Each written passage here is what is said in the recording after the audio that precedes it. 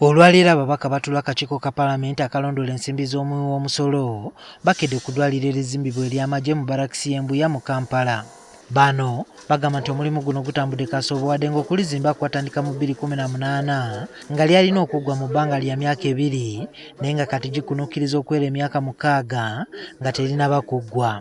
N'ekibi nnyo baleeta pulezidenti wano ne bamukomya ebweru okitegedde ne bamugamba nti omulimu guno guli ku 70-80% essaawa yonna tuggulawo.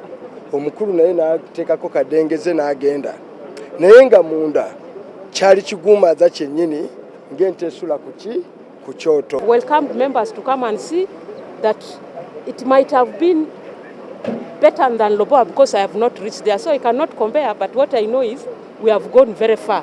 Eddwaliro lino lya kumalawo obuwumbi 106 kyokka nga lyakasaasaanyizibwako obuwumbi 69.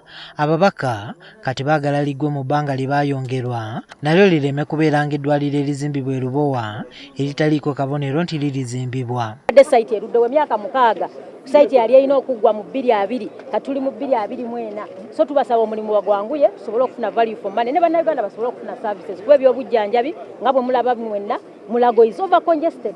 Zikawempe ziri congested, bwogenda mu regional referral hospital ziri congested. Eddwaliro kitegeze eddwaliro lyennyini ebyuma tolabyeko n'ekyuma n'ekimu bagambyewo esize eziriwo na tayiro na biki, so obalabira ddala nti bakyali wala ate sente batutte more than 60%.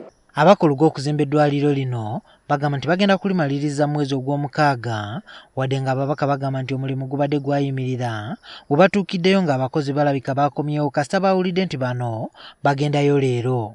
Tekako akazito nnyo beba tebalina ssente bazibawe be ziba zigaaniddeyo azirina azite bamale eddwaliro tukooyo abantu baffe okugenda ebweru ne tusansanya ssente nnyingi nnyo. We are going to supervise and monitor and see that the contractors should deliver this project to us by 31st July this year.